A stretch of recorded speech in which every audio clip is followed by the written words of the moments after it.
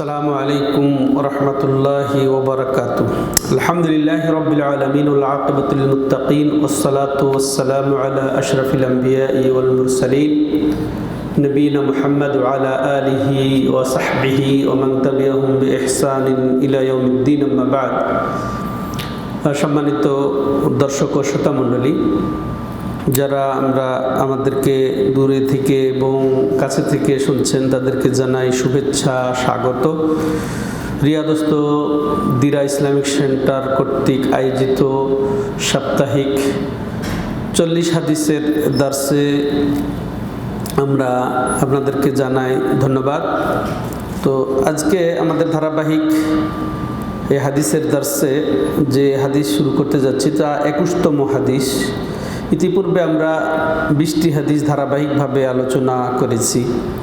তো আজকের 21তম হাদিসটি আবু আমর থেকে বর্ণিত।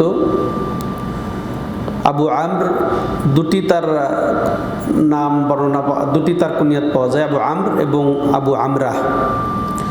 তিনি সুফিয়ান ইবনে আব্দুল্লাহ রাদিয়াল্লাহু আনহু قال قلت يا رسول الله قل لي في الإسلام قولا لا أسألك عنه أحدا غيرك قال قل آمنت بالله ثم استقم।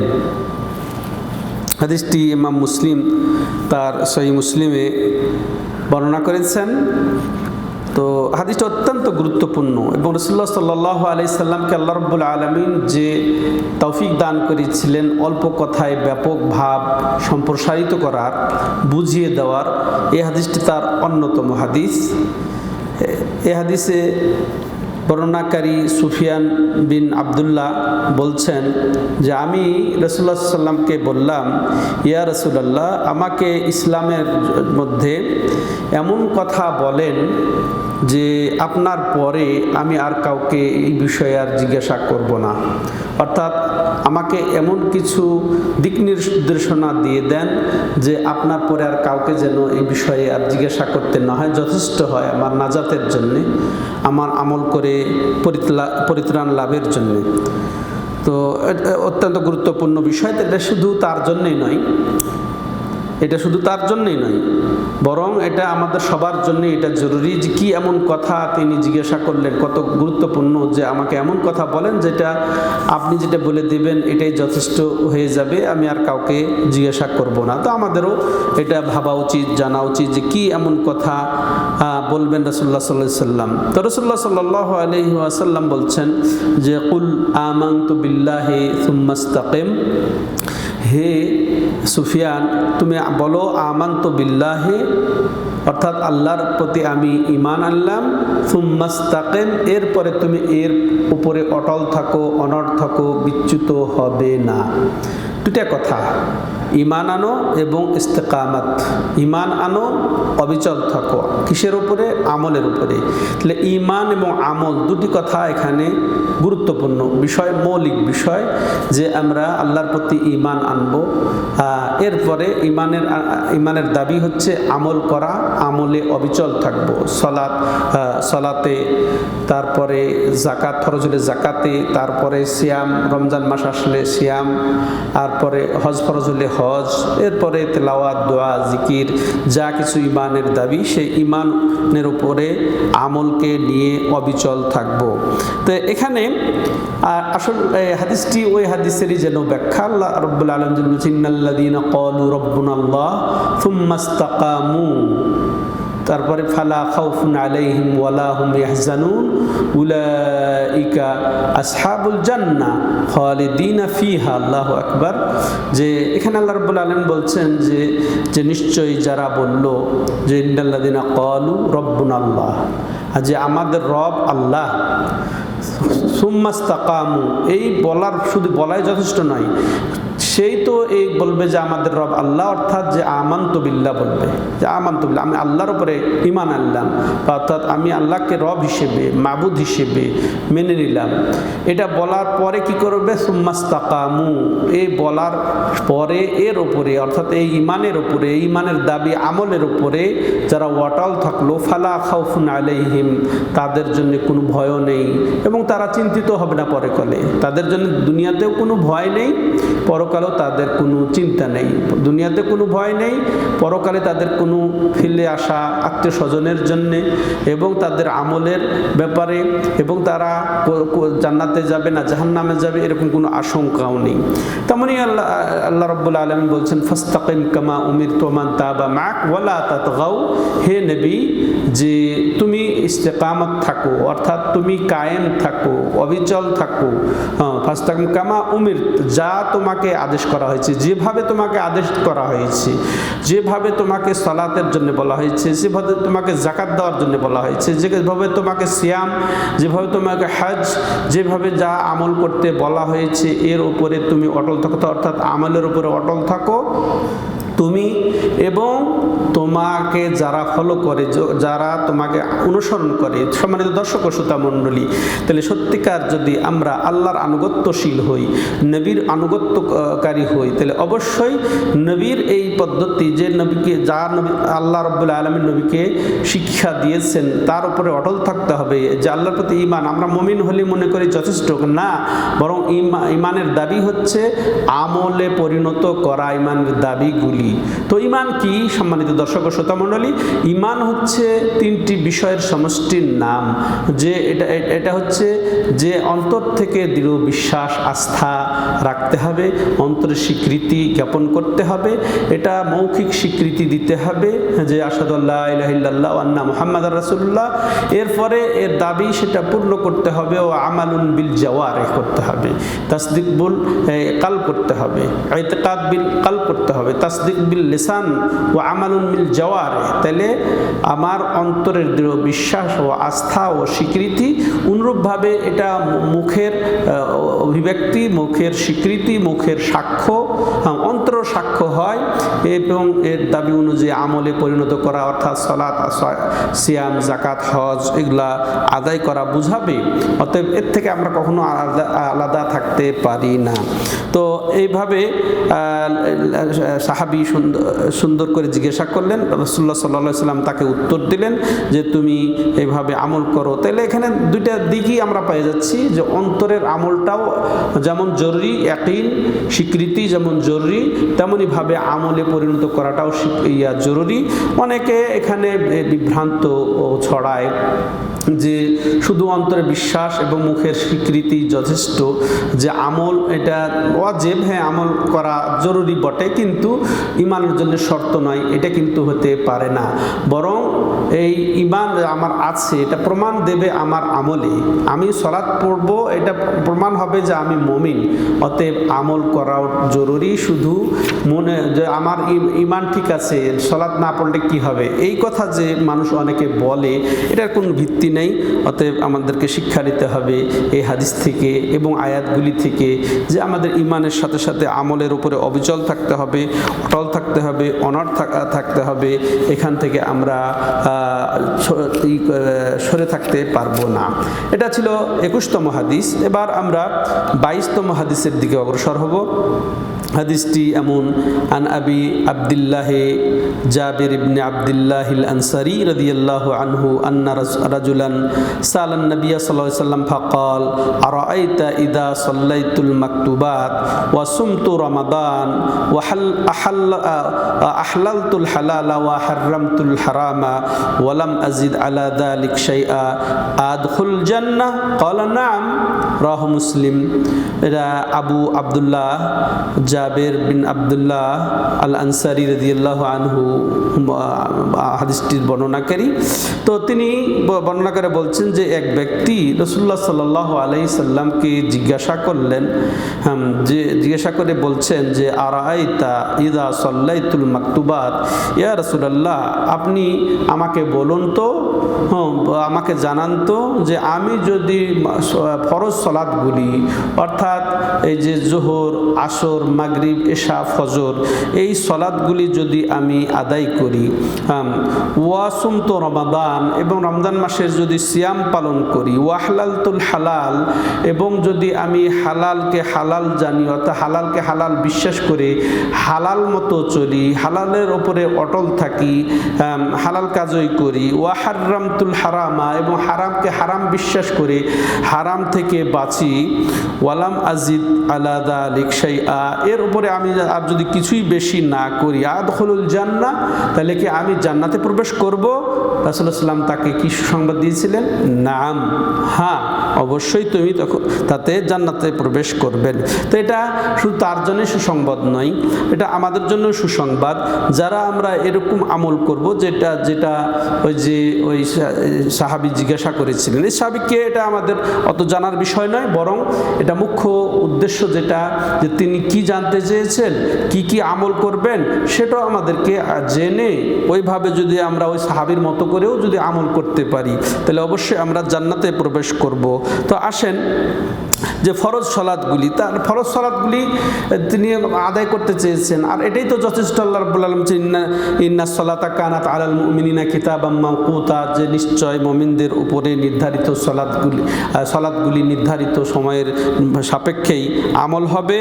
তারপরে উনি বলছেন সুমতো রমাদান, রমজান মাসের সিয়াম যদি পালন করি, সিয়াম মানে আমরা জানি যে বিরত থাকার নাম, আর এই শরীয়তের পরিভাষায় যে আল্লাহর নৈকট্য অর্জনের জন্য শুবে সাদেক থেকে অর্থাৎ ফজর উদয় থেকে সূর্য ডোবা পর্যন্ত রোজা ভঙ্গের যাবতীয় কারণ থেকে বিরত থাকার নাম যে সিয়াম।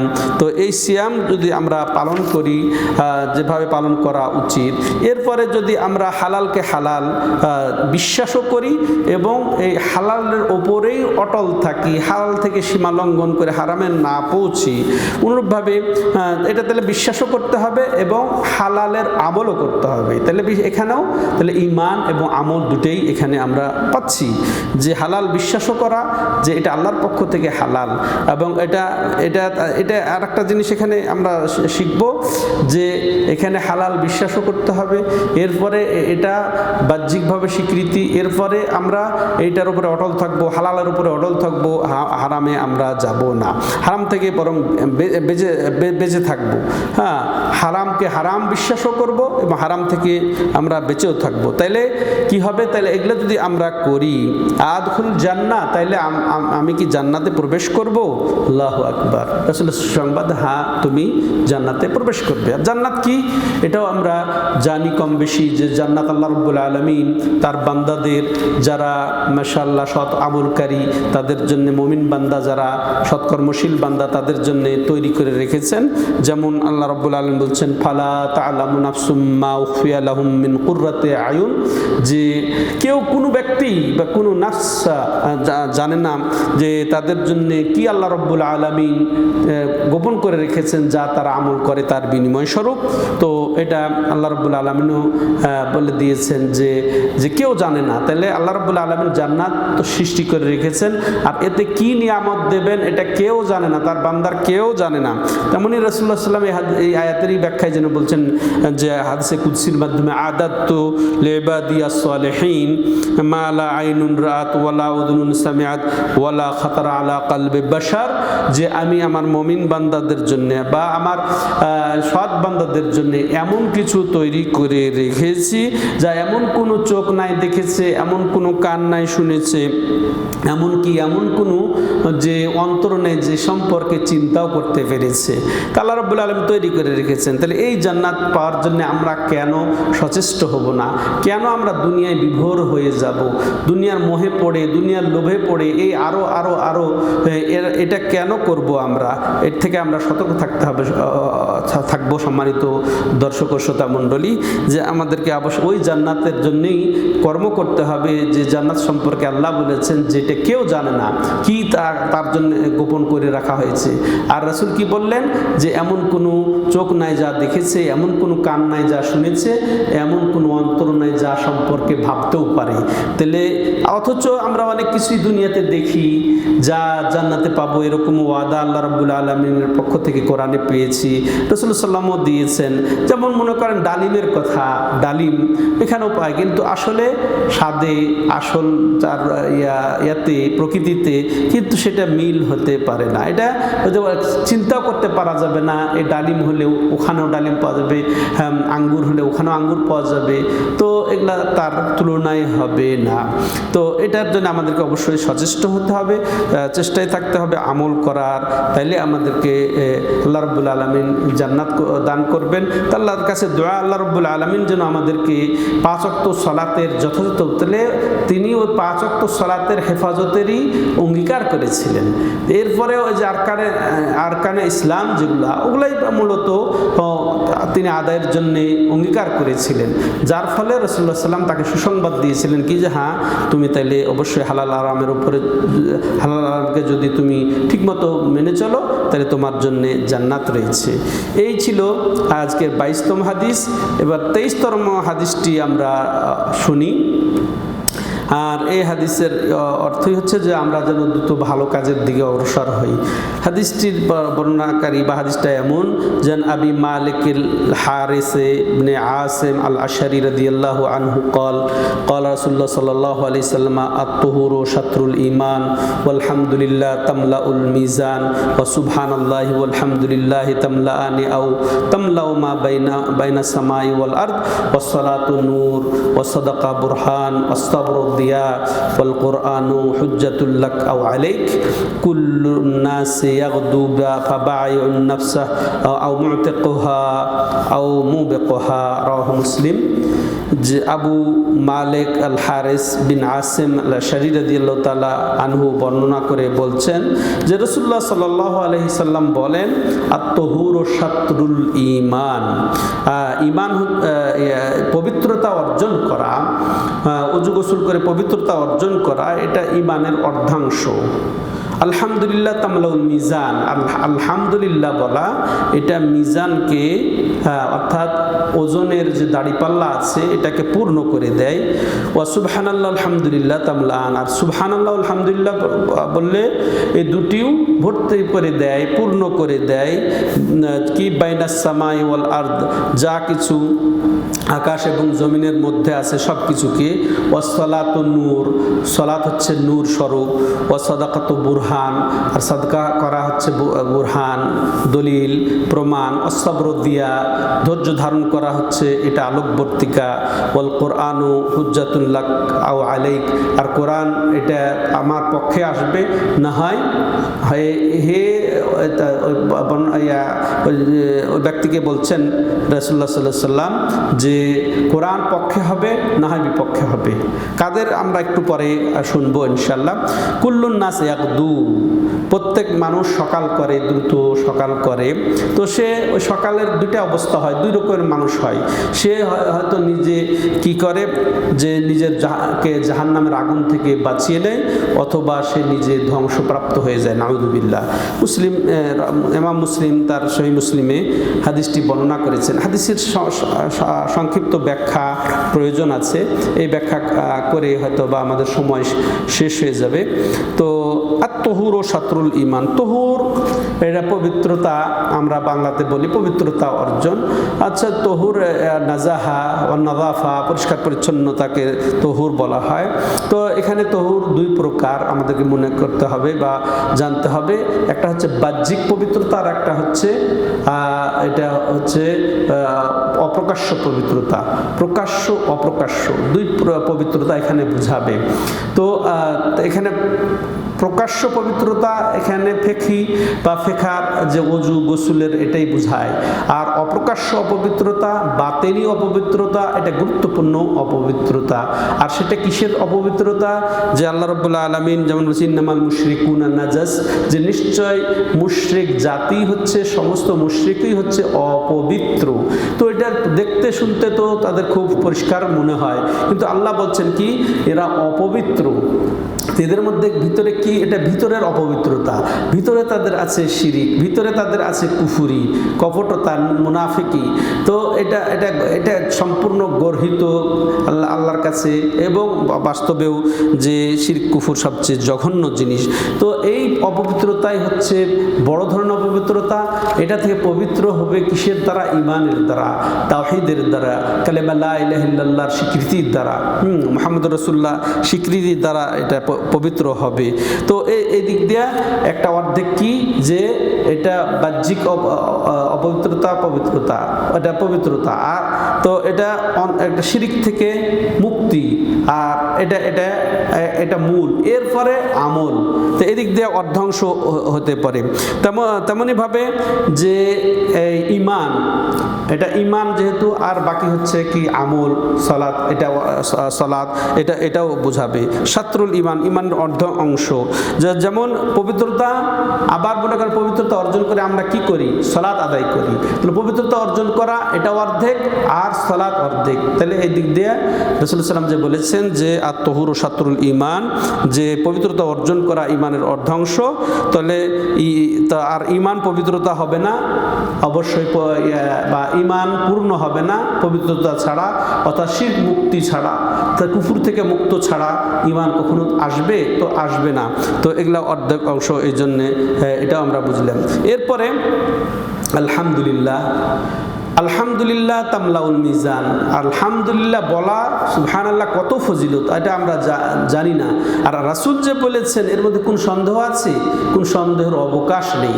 আলহামদুলিল্লাহ ওই বিশ্বাসী বলতে হবে যে এর মধ্যে ফজিলত কি, যে আল্লাহ রাব্বুল আলামিন আমাদের আমল নামা মাপার দাড়িপাল্লাকে আলহামদুলিল্লাহ বললে পূর্ণ করে দেবেন। তাহলে আলহামদুলিল্লাহ যে দাড়িপাল্লাকে পূর্ণ করে দেয়। হ্যাঁ, তো এরপরে আবার কি বলছেন? সুবহানাল্লাহ আলহামদুলিল্লাহ তামলাআন। আর সুবহানাল্লাহ আলহামদুলিল্লাহ আবার দুইটা শব্দ এসেছে, যে সুবহানাল্লাহ বলা আর আলহামদুলিল্লাহ বলা, এই দুটি পূর্ণ করে দেয়। কি পূর্ণ করে দেয়? যে আকাশ এবং জমিনকে পূর্ণ করে দেয়, ভরে দেয়। আর এক বর্ণনা এসেছে, যে বর্ণনাকারী সন্দেহ যে এইভাবে বলেছেন কি ওইভাবে। তা আসলে কথা মূলত একটি, কিন্তু রাবীর বা বর্ণনাকারী সন্দেহ ছিল, এই জন্যে তিনি পুরা সন্দেহমুক্ত হওয়ার জন্য দুটাই বর্ণনা করেছেন। তো এখানে দুইটা জিনিস গুরুত্বপূর্ণ, যে একটা হচ্ছে কি নাকচ, আর একটা হচ্ছে সাব্যস্তকরণ, ইসবাত।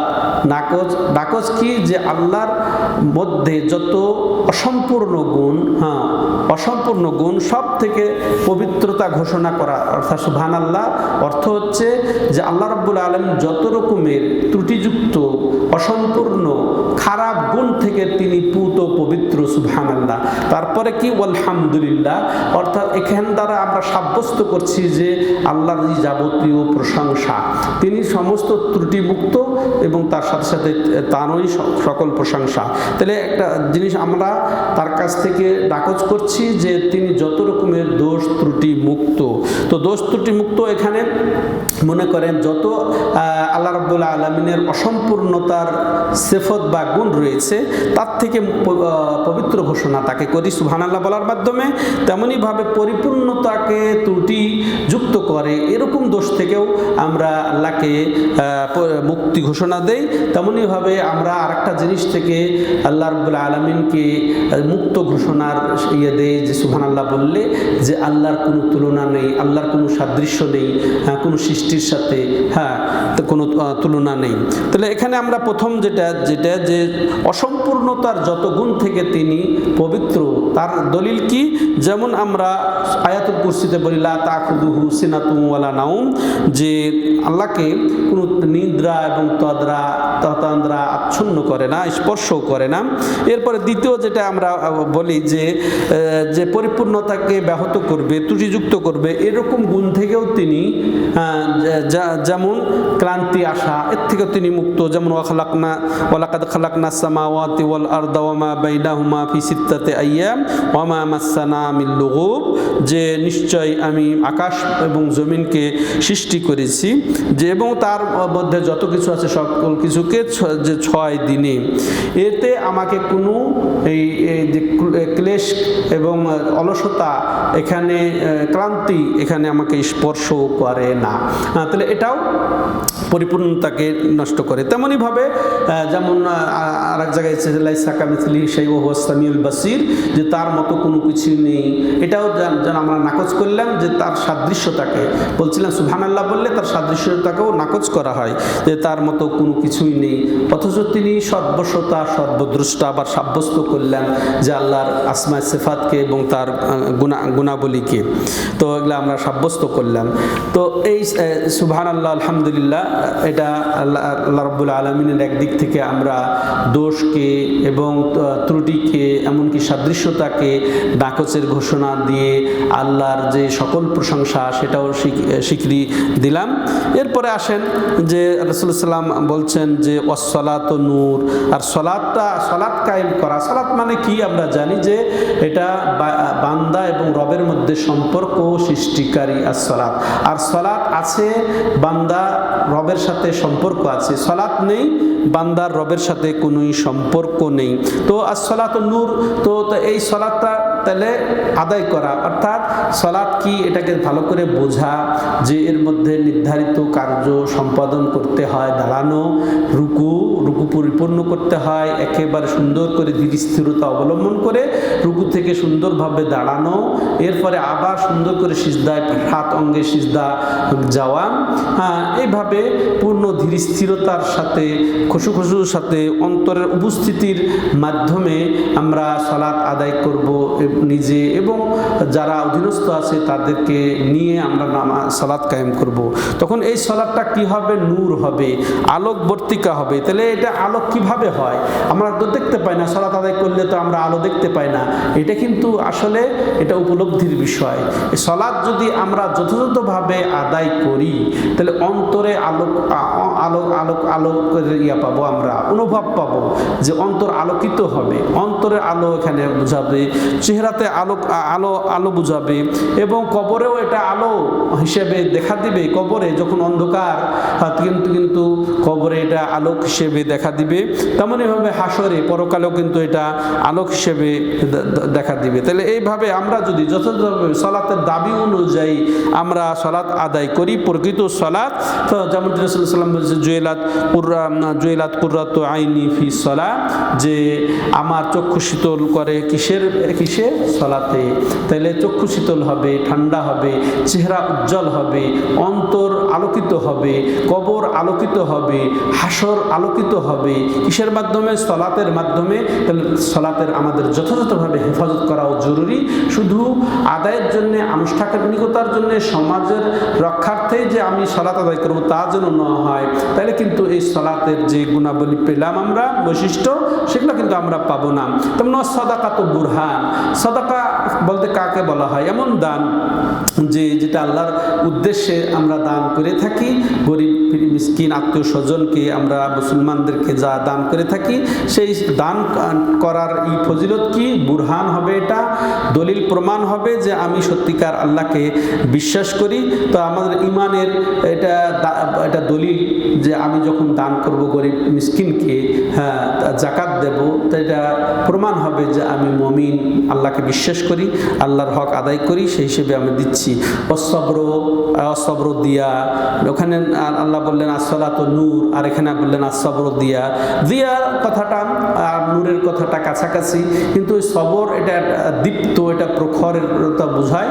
যেমন কোরআনে আল্লাহ রাব্বুল আলামিন সূর্য সম্পর্কে বলেছেন যে সূর্যটা হচ্ছে দিয়া, যে তো সেই হিসেবে এটা দীপ্তি আর এটার প্রখরতা বেশি।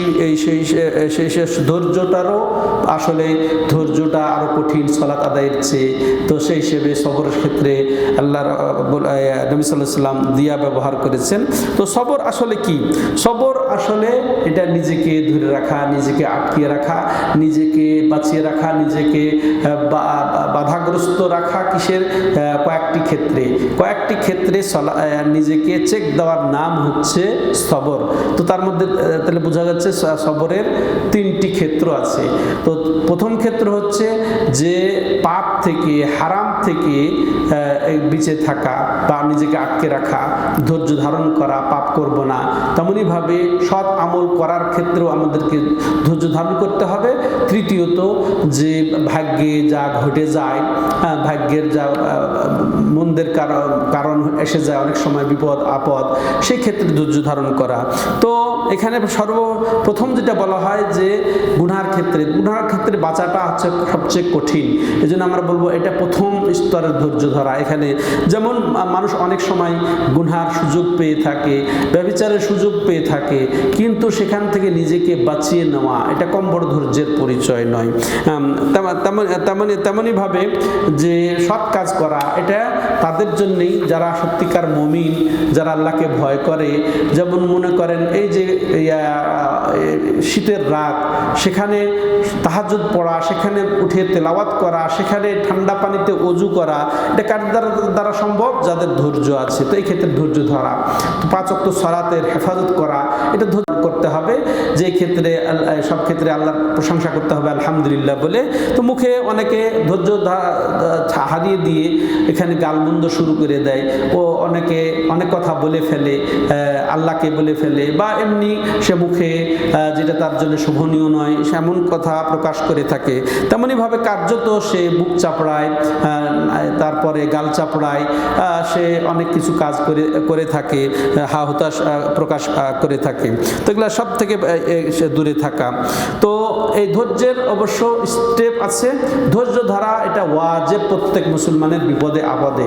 কিন্তু যদি এই বিপদে সে রাজি হয়ে যায়, তাহলে কিন্তু তার মর্যাদা অনেক বেশি। কিন্তু তার চেয়েও অনেক ওলামায়ে কেরাম বলেছেন শুকর, যদি দুঃখ কষ্টে সে শুকর আদায় করে আলহামদুলিল্লাহ বলে, তার চেয়ে আরও বেশি। তো এই সবরের কথাই রাসূলুল্লাহ সাল্লাল্লাহু আলাইহি ওয়াসাল্লাম বলছে আসবর দিয়া, কারণ আল্লাহ রাব্বুল আলামিন বলেছেন সূর্যের ব্যাপারে জাআলা শামসা দিয়াআন, যে আল্লাহ রাব্বুল আলামিন সূর্যকে দীপ্ত অর্থাৎ প্রখর করেছেন। তো এই যে ধৈর্যটা কঠিন, সেই হিসেবে এটা কঠিনভাবে আলোকবর্তিকা হবে, এটা আমাদেরকে বুঝতে হবে। এরপরে শেষ কথা যেটা আমরা বলবো, যে রাসূলুল্লাহ সাল্লাল্লাহু আলাইহি ওয়াসাল্লাম বলছেন আল কোরআনু হুজ্জাতুল লাকা আও আলাইকা, কোরআনটা তোমার পক্ষে আসবে, না নইলে তোমার বিপক্ষে যাবে। পক্ষে কখন আসবে? যেমন আমরা ইতিপূর্বে নসিহতের হাদিস পড়েছি যে আদ-দীনুন আন-নাসিহা, দিনটাই পুরা নসিহতের উপরে, আল্লাহর জন্য, আল্লাহর কিতাবের জন্য। তো আল্লাহর কিতাবের জন্য নসিহত কি? যে এই কিতাবকে সংরক্ষণ করতে হবে মুখস্থ করার মাধ্যমে। আরও যারা এই কোরআনকে বিকৃত করার পায়তারায় আছে, তাদেরকে সঠিকভাবে জবাব দেওয়ার মাধ্যমে এই কোরআনকে ভালোভাবে শেখা, তারপরে এর উপরে আমল করা, এটাকে বিশ্বাস করা, এর বিধিবিধানকে বিশ্বাস করা, এবং এটি যে আল্লাহর কালাম, এটা আল্লাহর বাণী সরাসরি, এটা কোনো মাখলুকের কালাম নয় বা বাণী নয়, এরকম বিশ্বাস করা, এটা যদি করি তাহলে এটা পক্ষে আসবে। তেমনইভাবে এই কোরআন অনুযায়ী আমল করলে আমাদের পক্ষে আসবে এই কোরআন, এই সাক্ষ্য হিসেবে আসবে এই কোরআন পরকালে। যেমন এই কোরআনই তো আল্লাহ রাব্বুল আলামিন পবিত্রতা অর্জনের জন্য আমাদেরকে হুকুম দিয়েছেন, যে ওয়াইদা কুমতুম ইলাস সালাতে ফাগসিলু উজুহাকুম, যখন তোমরা নামাজের ইচ্ছা করবে তখন তোমরা ওযু করে নাও। যেমন ওযুর এখানে বর্ণনা এসেছে, তারপর গোসলও এসেছে। তো এটা আল্লাহর হুকুম পালন করার উদ্দেশ্যে যদি আমরা ওযু করি এবং গোসল, দেখেন আমরা ওযু গোসল করি ঠিকই, ঠিক আছে, এটা আমল করলে আমরা সব পাবো, কাজও হয়ে যাবে। কিন্তু আল্লাহর হুকুম পালন করার জন্যই আমরা ওযু করি, গোসল করি, এই নিয়তেও যদি করি তাহলে আমরা আরও ইমানদারের দিকে আরও বেড়ে গেলাম, যে আল্লাহর হুকুম পালন করলাম। তখন এই কোরআন আমার পক্ষে আসবে। আর পক্ষান্তরে আমরা যদি পবিত্রতা অর্জন না করি তাহলে এই কোরআন বিপক্ষে চলে গেল, কারণ কোরআন হুকুম মানলাম না। তেমনইভাবে যে আকিমুস সালাহ ওয়া আতুজ যাকাত, আমরা যদি সালাত কায়েম করি যথাযথভাবে, যাকাত দেই ফরজ হলে, তাইলে কি হবে? এটা আমাদের পক্ষে আসবে, এই কোরআন আমাদের পক্ষের সাক্ষী হিসেবে আসবে। আর যদি আমরা সালাত কায়েম না করি, যাকাত ফরজ হওয়ার সাথে যাকাত না দিই, তাহলে এই কোরআনই আমাদের বিপক্ষে দাঁড়াবে কিয়ামতের দিন। এই কোরআন সুপারিশকারী হয়, যেটা আমরা জানি যে আল কোরআন ও সিয়াম ও ইয়াশফাআন, যেমন আর এক হাদিসে এসেছে যে কোরআন এবং সিয়াম যে যারা আমল করবে তাদের যদি সুপারিশকারী হবে, তো তাহলে কোরআন সুপারিশকারী হয়, তাহলে পক্ষেও হবে বিপক্ষেও হবে, এটাও আমরা বুঝলাম। তো ঠিক ওইভাবেই আমরা তাহলে বুঝবো যারা এরকম যেন আমরা না হই যে আমরা কোরআন পড়ছি কিন্তু পক্ষে আমরা পাচ্ছি না। তাহলে কোরআনকে এই মনে করে পড়তে হবে যে এটা আল্লাহর আদেশ। এই কোরআনে যেগুলো ইবাদতগুলো রয়েছে, আল্লাহর আদেশগুলো রয়েছে, যেগুলো আল্লাহর ফরজ রয়েছে, সেগুলা যদি আমরা পালন করি আর সেটা এই মনে করি যে রাসূল সাল্লাল্লাহু আলাইহি ওয়াসাল্লাম এগুলা করেছেন, তো ঠিক তেমনিভাবে যে এটা সওয়াবের আশায়, তাইলে আমরা এই কোরআনকে পক্ষে পাবো। তাইলে কোরআন পড়ার সময় আমাদেরকে তিনটা জিনিস লক্ষ্য রাখতে হবে। এক, যেটা আল্লাহর আদেশ, যেগুলা হুকুম আমরা পাচ্ছি, আর যেগুলা নিষেধ সেগুলো বিরত থাকা, এই নিয়তেই যে বিরত আছি যে আল্লাহ নিষেধ করেছেন। দ্বিতীয়ত, আর এইভাবে রাসূলুল্লাহ সাল্লাল্লাহু আলাইহি ওয়াসাল্লাম আমাদেরকে আদেশও করেছেন, হ্যাঁ, তারও আদেশ মানা হচ্ছে, তাকেও আনুগত্য করা হচ্ছে, আর এর দ্বারা আমাদের সওয়াবও পাবো। আমরা এই সওয়াবেরও ইচ্ছায় যদি এটা করে থাকি, তাহলে এই কোরআনকে আমরা মাশাআল্লাহ পক্ষে পাচ্ছি, আর এর বিপরীত হইলে বিপক্ষে পাবো।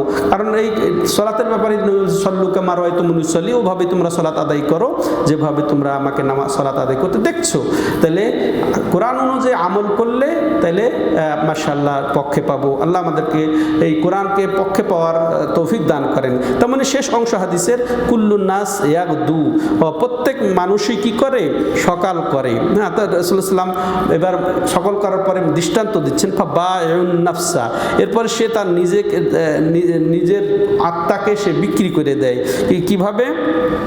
জাহান্নামের আগুন থেকে মুক্ত করে সে মুক্ত, অর্থাৎ সে সৎ আমলে ফজর পড়ে আর তেলাওয়াত করে আর পরে হালাল ভাবে সব কিছু করে সে নিজেকে জাহান্নামের আগুন থেকে মুক্ত করার মাধ্যমে সে নিজের জীবনকে বিক্রি করে দেয় বা ই করে আও মুহলেকা মুহলেকাহু আও মুবেকাহা, অথবা সে ধ্বংস করে নিজেকে, সে নিজে ধ্বংস করে, আল্লাহর পথে না চলে, আল্লাহর হুকুম না মেনে সে ধ্বংসের পথেই চলে যায়। তাহলে আমরা সকালও করব আল্লাহর উপরে ভরসা করে, আল্লাহর প্রতি ঈমান ঠিক রেখে, আমল ঠিক রেখে, হালালের উপর অটল থেকে, হারাম থেকে বেঁচে, হ্যাঁ, তাহলে আমি নিজে জাহান্নাম থেকে নিজেকে মুক্ত করলাম এবং মাশাআল্লাহ আমরা ক্ষতি থেকে বেঁচে গেলাম। এর বিপরীতে যারা করে তারা আসলে নিজে ক্ষতিগ্রস্ত হয়ে যায়, নিজেকে ধ্বংসের মুখে ঠেলে দেয়। তো এই তিনটি হাদিস আজকে আলোচনা করে আজকে পর্যন্তই শেষ করছি। হয়তোবা আমাদের আলোচনা এই পর্বে এতটুকুই হবে। আগামী সপ্তাহে ইনশাআল্লাহ আপনারা পরবর্তী ঘোষণা আপনারা জানতে পারবেন। তো আল্লাহর কাছে দোয়া, আল্লাহ রাব্বুল আলামিন আমাদেরকে যেন সঠিকভাবে আল্লাহর প্রতি ঈমানকে ঠিক রেখে, আমলকে অটল রেখে আমাদের জীবন চালানোর তৌফিক দান করেন। আল্লাহ আমাদেরকে ক্ষমা করে দেন, আল্লাহ আমাদেরকে সুস্থতা দান করেন, আল্লাহ সমস্ত মুসলমানদেরকে হেফাজত করেন। হাদা ওয়া সাল্লাল্লাহু আলা নবিনা মুহাম্মদ ওয়া আলা আলিহি ওয়া সাহবিহি আজমাইন। সুবহানাকাল্লাহুম্মা ওয়া বিহামদিকা আশহাদু আল্লা ইলাহা ইল্লা আনতা আস্তাগফিরুকা ওয়া আতুবু ইলাইক।